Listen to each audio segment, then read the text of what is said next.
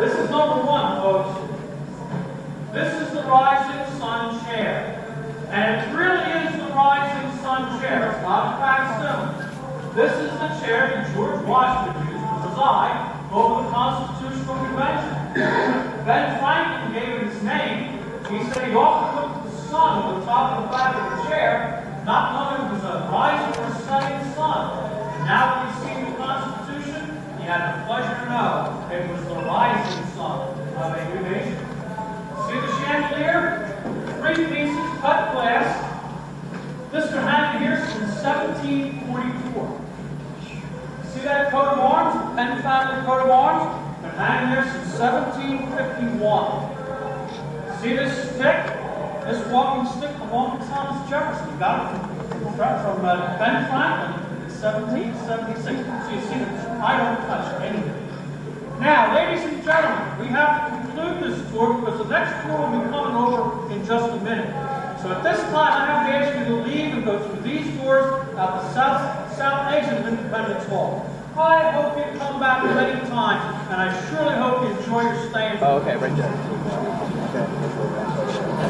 The first time I've been surrounded, this is actually the third time I've been surrounded by our founding fathers.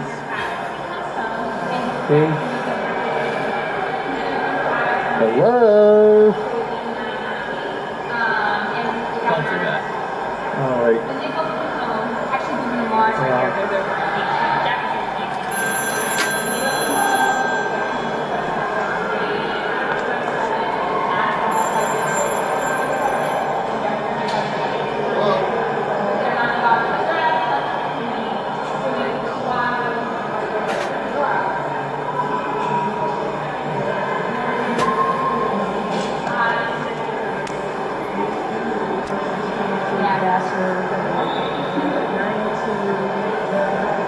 What? Yeah, I signed it. Good. The whole time.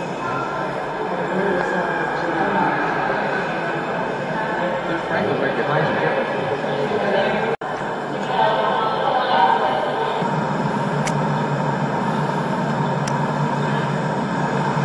Pine Salva.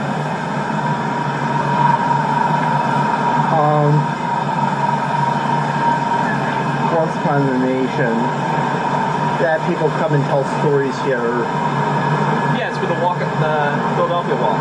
Well, we're here to keep the best what money in the thing now. Because what we're knocking out. Oh, yeah. Do you have any money? I have money. Yeah, I figured that. Where are you going to get one? Where are we going to get one? I was eventually going to hit an ATM.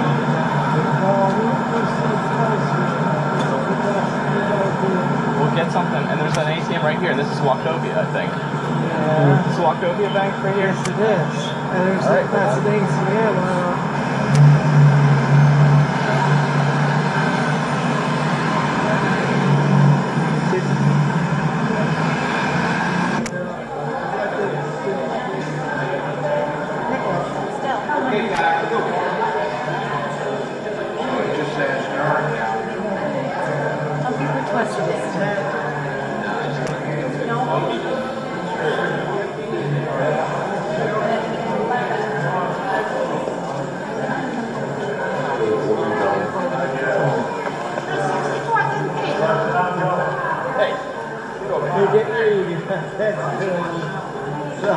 Oh, do you need a picture? Yeah.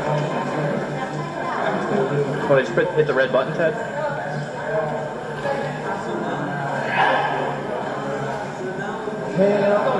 I'm trying to.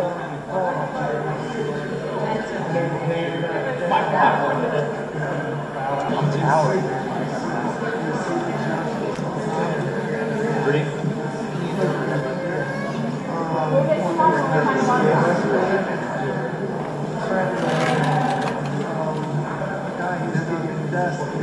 Barely no feet. I was helping him do his stuff that he made. He's making the scales. Yeah. Okay.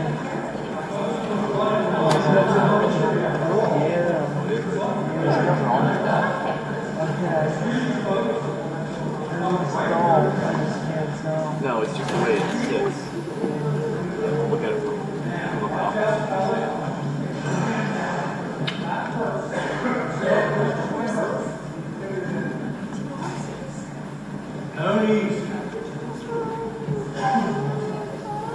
I'd like to welcome you today, folks, to Independence Hall. This building was begun in 1732 and largely completed by 1744. It was the colonial government house of the Penn family.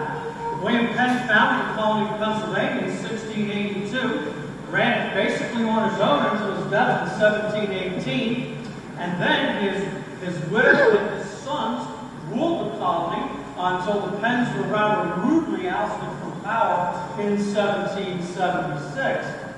This then became known as the Pennsylvania State House, and the official title of this building, even to this day, is the Pennsylvania State House. We get that wonderful name, Independence Hall, from a very famous visitor who came here in 1824. He was the Marquis de Lafayette. He was that very famous Frenchman who rose to become second in command to George Washington himself during the Revolution. But when he came to Philadelphia, he announced he was going to the Hall of Independence, and a big crowd followed him, and City Father said, good name. And so Independence Hall has been ever since, excuse me. Now, this is the courtroom. This is where we start our tours, and let me first say to you, everything in here is a reproduction. If I can touch things, they're not original, they're reproduction. Okay? It's a very good reproduction of a courtroom as it might have looked in about the year 1760. And if we came back in time, if we would go back in time and come back into this room in about 1760, and a trial was going on here, we would understand almost everything that's going on in that trial. Reason is, our legal system comes to us lock, stock, and barrel from Great Britain. I mean, when we gave up being English, we didn't give up everything that was English. Okay? And let me show you what I mean. When you walked into this room, you didn't have to open a door.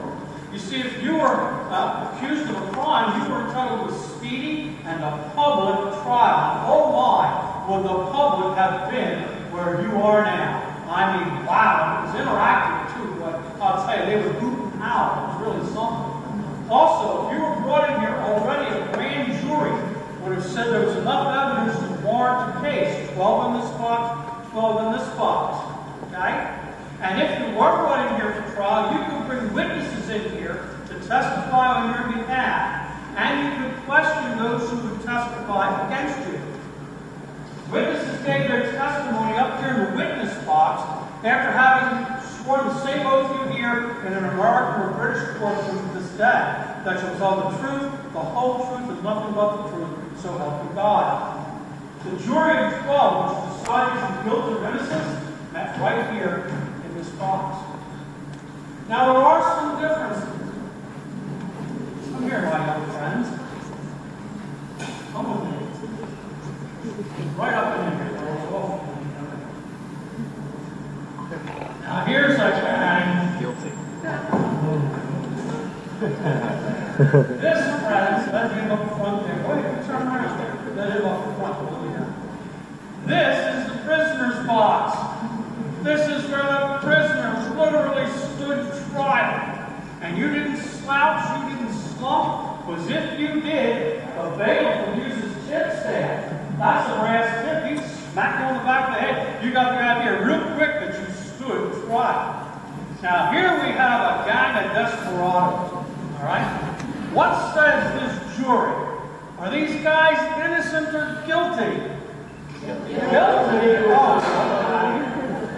Innocent until Thank you very much, gentlemen. send them away. Being our prisoners of the day.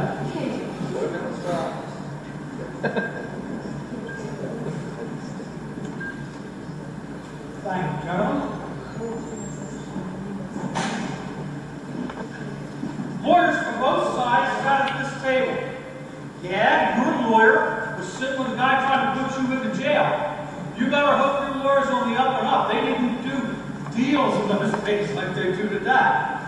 We have this set for 3 judges tonight. If you were here for a minor offense, it'd be 1 judge. Something more serious, 3. A capital offense where you might pay with your life 35 judges up there. Imagine being brought in here with all the crowd hooping and hollering and all the apparatus and 5 judges. If it didn't kill you, it would scare you to death. Okay? So it was quite a thing. Now, we do have an original piece in the room, just one. It's that placard right there. That's the coat of arms of the Commonwealth of Pennsylvania. Now, up until the 8th of July, 1776, there would have been another coat of arms up there, and it would have looked like this. Hello? It was a 200-pound wooden sculpture of the lion in the unicorn of Great Britain, symbol of King George III. No. On the 8th of July, 1776, out here in the back, they read the Declaration of Independence to the American people for the very first time.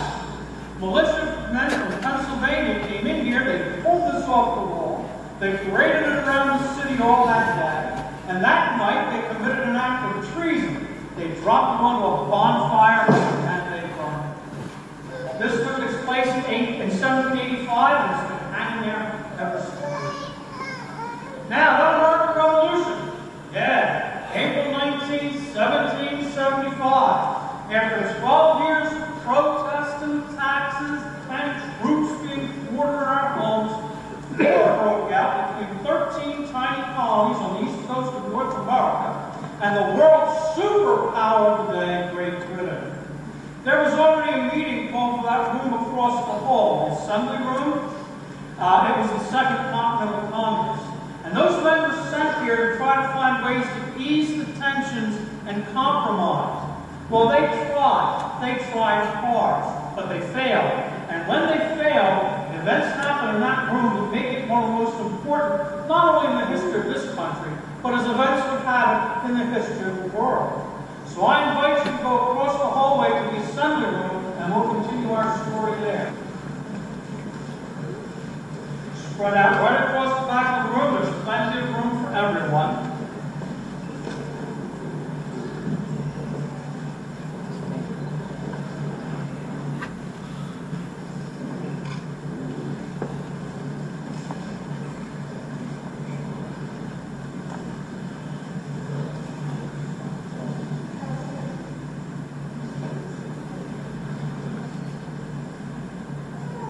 Now this is the room you came here to see today, ladies and gentlemen. This is the Assembly Room at Independence Hall. This is where the Second Continental Congress began meeting on the 5th of May, 1775. Now remember, war had broken out up here in Lexington and Concord, up here in Boston, back on April 19th. So the war was already on when these guys came here. Now they did what they were sent here to do. They sent a letter to King George III, and it's called the Olive Branch Petition. The Olive Branch of Peace was offered to King George one last time. Now, in that letter, Congress asked King George to stop the fighting and to compromise on the issues that were dividing us. Issues like taxation, representation in Parliament, acts of trade, those writs of assistance, those were those general search warrants that were issued, and the quartering of troops in our homes at our own expense. Well, they got a reply from King George III. He told these men that... And it's really amazing. That's pretty significant.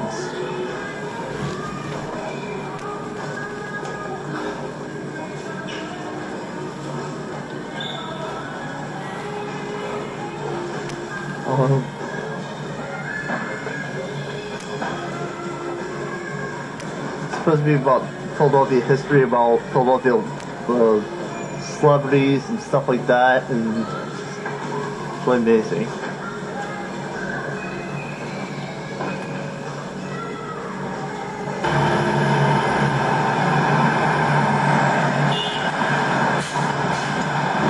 Oh, sorry.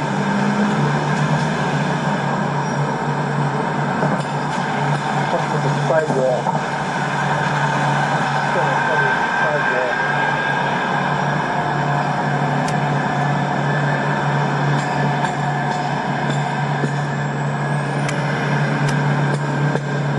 Oh, here we are in Philadelphia.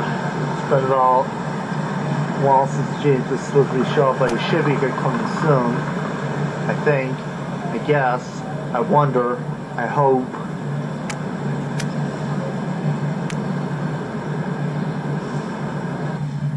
Yeah, there wasn't a lot of people down there. So. Oh. And you called and got the. Well, they didn't get reserved. We just got to go down there, right? So now we got to find parking.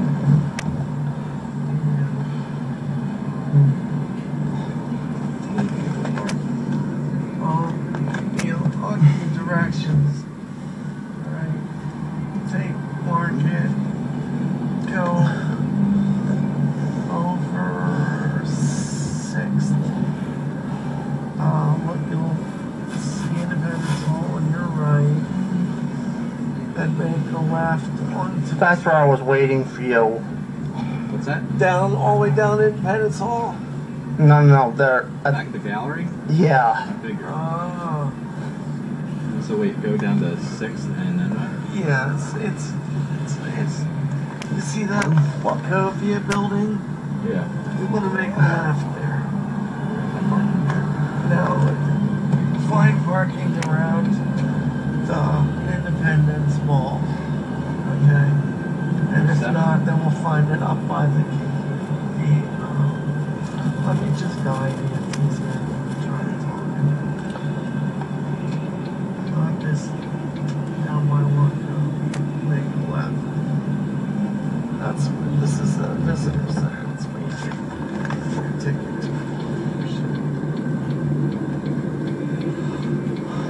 We're gonna go back by the statues too, Ted. Okay. We figured to do the Independence Hall. That needed to do the Liberty Bell. No, we didn't. Well, maybe we'll do the It's Liberty right Bell. there. And I also want to do the find Franklin's grave.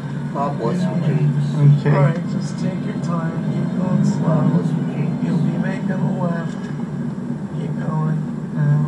Looking if there's parking. Well, if you see one, I I don't see didn't. any open though, and I don't see anybody with tags. Oh, just keep your eyes open. Can you make a left to make a little? No, not here. Oh no, I'm sorry. We're gonna have to make a right on the 4th Street North, or we're gonna get stuck on over the bridge. Oh, we're stuck. You can't. You're gonna go over the bridge now. Yes, you will. If I go that way, I can go right here and I go down All the right, street. you're gonna have to sneak behind the damn circulation where they make coins. Make a right here and then make a right behind this.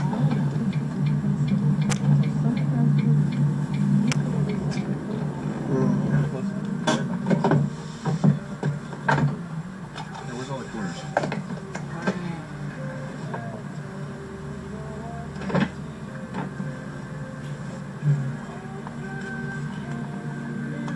It has 4 minutes left on it. So. Here you go, Ted. Can you pop these in the thing? Got them all? Mm-hmm.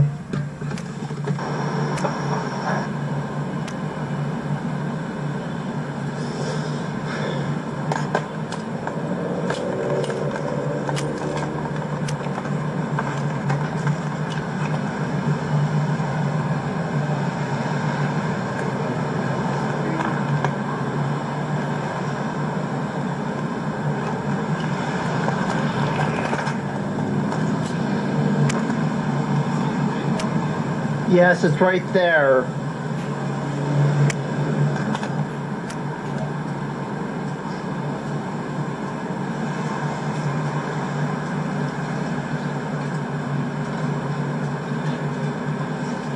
That's Benjamin Franklin's last resting place, where all those pennies are. People throw pennies on this grave to show respect. That's been there for our country has gone through. Is this where he's buried right here? Yeah. I threw a penny on that grave. How'd you know to do that? Because he saw it on there? Yeah. Oh, there it is.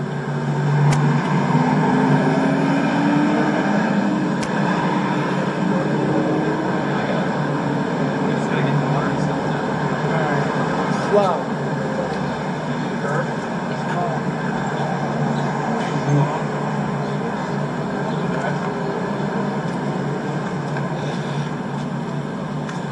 It's right here. Can you hold this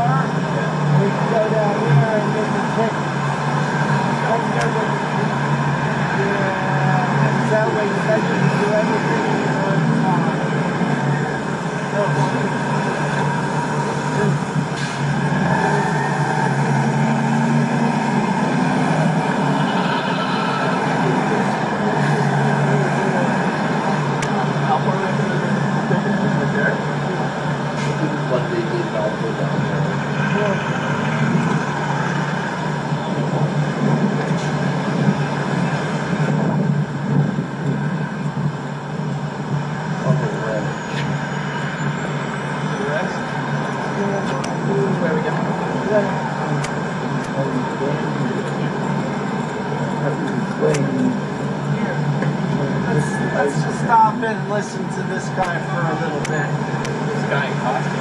Yeah, I know. They're fun. I don't think he can get in. You gotta get a ticket.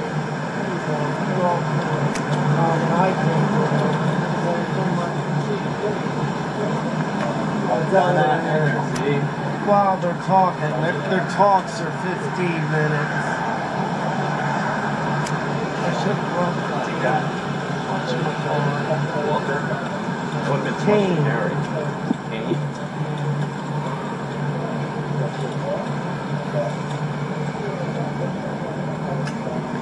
Oh, that's the guy he was talking about. Yeah, wait right here, Ted. Well, I'd rather get tickets. This goes on all the time. All right.